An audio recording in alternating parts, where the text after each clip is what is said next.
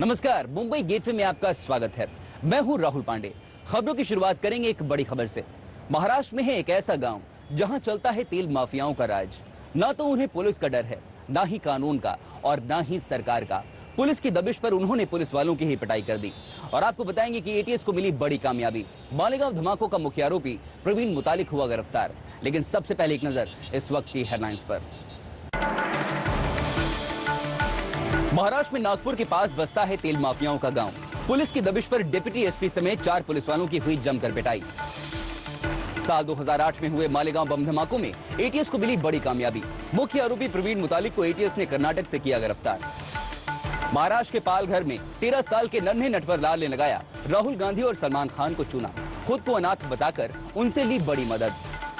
और team India के कप्तान महेंद्र सिंह धोनी ने वर्ल्ड कप को लेकर दिखाया अपना आत्मविश्वास। कहा कोई हमें न समझे, अंडरडॉग।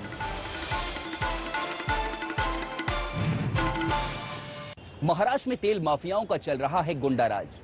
उन्हें पुलिस, कानून और सरकार से कोई डर नहीं है। और सबसे चौंकाने वाली बात तो यह है कि महाराष्ट्र में तेल माफियाओं का पूरा एक गांव है। आप शायद यकीन न करें, लेकिन ये सच है। और इसकी तस्दीक भी हो रही है एक और ही बुरे हादसे से। जी हां, नागपुर के पास एक गांव है राजुलवाड़ी, जहां पुलिस ने दबिश की तो 4 पुलिस वालों की ही गांव वालों ने पिटाई कर दी। देखिए हमारी खास रिपोर्ट।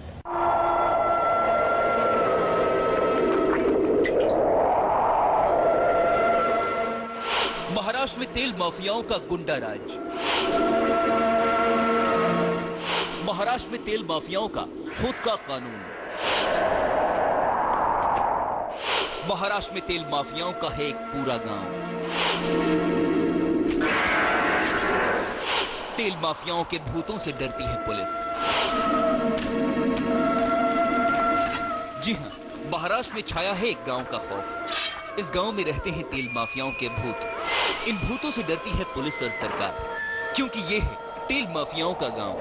ये है नागपुर के उमरेड इलाके में बसा राजुलवाड़ी गांव, जो इन दिनों तेल माफियाओं का आशियाना बन चुका है।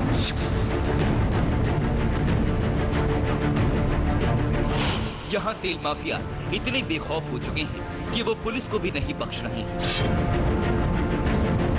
इन गांव वालों ने एक डिप्टी एसपी और 4 पुलिसकर्मियों का पीट कर बुरा हाल कर दिया।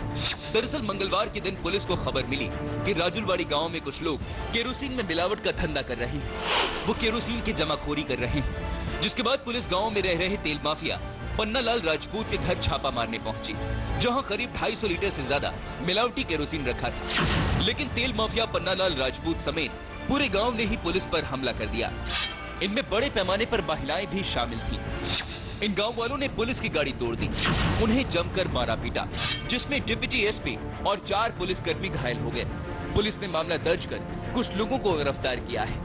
उसको जब बाहर निकाल ही रहे थे और केरोसिन भी निकाल रहे थे तो सामने 70-80 लेडीज और 25-30 जेंट्स खड़े थे। तो उसमें 2 बाई ने आगे चल के मेरे ऊपर हमला कर दिया।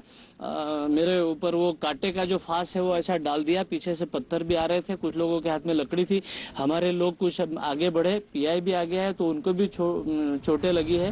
वैसे आपको बता दें कि यशवंत सुनावनी को जिंदा जलाने के बाद महाराष्ट्र सरकार राज्य में तेल माफियाओं के खिलाफ कड़ी कार्रवाई कर रही है। जगह जगह छापेमारी की जा रही है और मिलावटी तेल बरामद किया जा रहा है। लेकिन तेल माफिया इतना बेखौफ हो चुके हैं कि उन्हें अब वर्दी का डर नहीं रहा।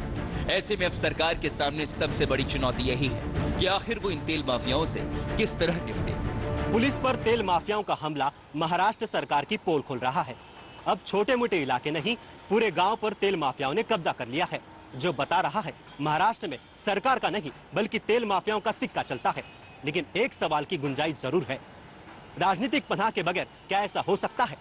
कैमरामैन विनोद गुप्ता और जितेंद्र शिंगाड़े के साथ शिव शिंदे, P7 न्यूज, मुंबई। साल 2008 में हुए मालेगांव बम धमाकों के मुख्य आरोपी प्रवीण मुतालिक को आज एटीएस ने गिरफ्तार कर लिया। प्रवीण मुतालिक को कर्नाटक से गिरफ्तार किया गया, जिसे एटीएस एक बड़ी कामयाबी मान रहा है, क्योंकि प्रवीण की गिरफ्तारी के बाद इस पूरे मामले में कई राज खुल सकते हैं। मालेगांव बम ब्लास्ट मामले में एटीएस को बड़ी कामयाबी मिली है। एटीएस ने मालेगांव ब्लास्ट मामले में लेफ्टिनेंट कर्नल पुरोहित के नजदीकी प्रवीण मुतालिक को कर्नाटक से गिरफ्तार किया है। गौरतलब है कि 2008 के मालेगांव ब्लास्ट में प्रवीण ने अहम भूमिका निभाई थी। 2008 में हुए इस ब्लास्ट में 6 लोगों की मौत हो गई थी और करीब 101 लोग घायल हो गए थे। मालेगांव ब्लास्ट, समझौता ब्लास्ट और अजमेर ब्लास्ट के मुख्य आरोपी असीमानंद के कबूलनामे के बाद इन घटनाओं से जुड़े आरोपियों पर शिकंजा कसा जा रहा है। महाराष्ट्र एटीएस की माने तो प्रवीण के पकड़े जाने से कई राज खुल सकते हैं। आपको बता दें कि प्रवीण कर्नाटक में वेंकटेश तटकलगी नाम से रह रहा था। नासिक, पंचमनी और पुणे में हुई मीटिंग में भी प्रवीण शामिल था, जहां बम बनाने का काम हुआ था। उस सुधाकर चतुर्वेदी के घर की चाबी मुतालिक के पास ही थी। ये क्रिमिनल कॉन्स्पिरेसी में इसने भाग लिया है। पंचमढ़ी के मीटिंग में था, नासिक की मीटिंग में भी ये हाजिर था। तो he is an important link और इसके अरेस्ट से हमें काफी जो इम्पोर्टेंट पॉइंट्स जो हमें जो थोड़ा बहुत इसमें हमें मदद मिलेगी इन्वेस्टिगेशन में, क्योंकि ये पुरोहित के बहुत नजदीक का आदमी था। बहरहाल प्रवीण मुतालिक को मंगलवार को मकोका कोर्ट में पेश किया गया। कोर्ट ने प्रवीण को 14 दिन की पुलिस हिरासत में भेज दिया है। लेकिन एक बात तो साफ है कि प्रवीण के एटीएस के हाथ आने से मालेगांव ब्लास्ट में कई राज जरूर खुल सकते हैं। देर से सही, लेकिन मालेगांव ब्लास्ट के फरार 3 गुनहगारों में से प्रवीण मुतालिक एटीएस के हत्थे चढ़ गया है और इसी की मदद से अब एटीएस बाकी 2 गुनहगारों की तलाश कर रही है। कैमरा पर्सन अजीत शेट्टी के साथ Ashwin Pandey, P7 news, Mumbai. World cup 2011 की उल्टी गिनती शुरू हो चुकी है। इसके साथ ही सट्टेबाजों ने भी कमर कस ली है। वो नए नए तरीके ढूंढने लगे हैं कि आखिर किस तरह सट्टेबाजी के जाल को बिछाया जाए। लेकिन मुंबई पुलिस की क्राइम ब्रांच ने ऐसे सफेदपोशों पर से नकाब हटाया है जो व्हाइट कॉलर धंधे की आड़ में सट्टेबाजी का धंधा चलाते थे।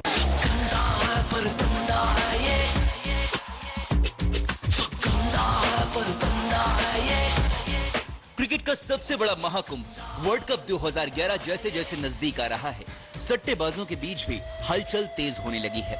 ये सट्टेबाज अब वो तरीके ढूंढने में लगे हैं जिससे ये पुलिस के रडार से बच सके। लेकिन सबसे चौंकाने वाली बात तो ये है कि अब मुंबई शहर के सफेदपोश भी अपने व्हाइट कॉलर धंधे की आड़ में सट्टेबाजी में हाथ आजमा रहे हैं। जी हां, मुंबई पुलिस ने कुछ ऐसे ही सफेदपोशों पर से नकाब हटाया है जो कहने को तो समाज में ईमानदारी की नौकरी कर रहे थे, लेकिन उसकी आड़ में ये सट्टेबाजी में हाथ आजमाते थे। इसमें सबसे पहला नाम है बैजू यादव का।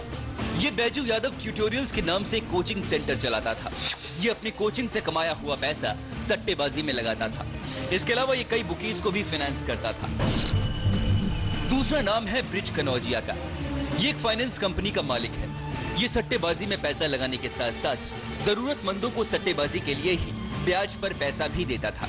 इन सफेदपोशों की लिस्ट में तीसरा नाम है कमलेश गुप्ता का। ये शेयर मार्केट में ब्रोकर का काम करता है। सट्टेबाजी के धंधे में इसका काम वसूली करना है। तो उसमें मैंने मिस्टर कमलेश गुप्ता, जिन्होंने फोन करके मुझे धमकी दी कि तूने पुलिस को इन्फॉर्म किया, हमारे धंधे में हमको 10 लाख रुपए का नुकसान हुआ, जिसका फुटेज मैंने आपको दिया, ऑडियो फुटेज। तो उसने बोला कि अभी हम तुमको मार डालेंगे, तेरी टांग को डालेंगे। ये अपनी गंदी गाली गलौज वाली जबान और धमकी के बल पर सट्टे में पैसा लगाने वालों से वसूली करता था।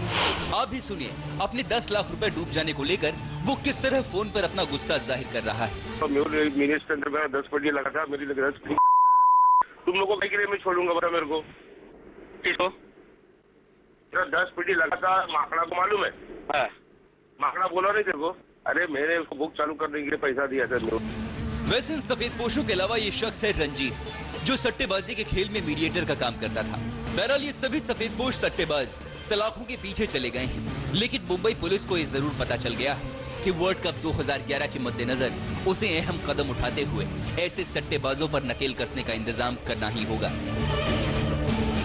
संतोष तिवारी के साथ राहुल पांडे, P7 न्यूज, मुंबई।